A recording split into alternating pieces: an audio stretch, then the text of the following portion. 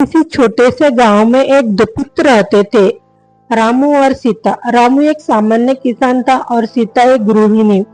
उनके जीवन में खुशियां तो बहुत थी, लेकिन उनकी छोटी सी दुनिया में गहरी सच्चाई छुपी हुई थी।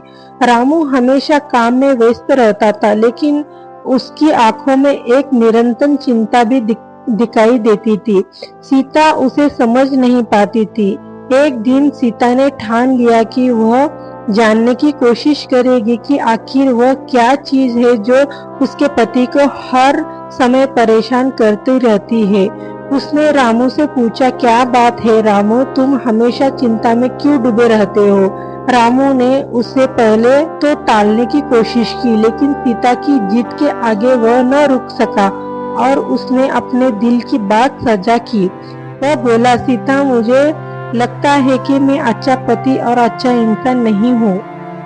मुझे हमेशा डर रहता है कि अगर किसी दिन तुम्हें ये पता चल जाए कि मैंने कुछ गलत किया है तो तुम मुझे छोड़ दोगी। सीता चुपचाप सुनती रही, फिर बोली, क्या तुम्हें मुझे ये बताना चाहते हो कि तुम्हारी सच्चाई छुपी हुई है? तुम डरते हो कि मैं तुम्हारी सच्चाई से नफरत करूंगी? रामू सिर झुकाए बोलता है, हाँ सीता, लेकिन मैं तुम्हारी समझदारी से डरता नहीं हूँ। मुझे डर है कि अगर तुम मुझे सच्चाई के लिए माफ नहीं कर पाओगी तो हमारे रिश्ते को एक गंभीर धक्का लगेगा। सीता ने धीरे से राम को हाथ पकड़ लिया और कहा, रामू, मैं तुमसे सच्चाई जानने की किसी भी हालत में मना नहीं करूंगी। हम एक दूसरे के साथ इस जीवन में हैं और तुम्हारी सच्चाई मेरे लिए सबसे महत्वपूर्ण है। तुम जो भी हो है मेरे, हम तुम्हें हर रूप में स्वीकार करूंगी। ये सुनकर रामू को एक सुकून मिला। उसने अपनी पूरी सच्चाई सीता को सामने रख दी और सीता ने उसे बिना किसी आरोप को समझा और उसे माफ कर दिया।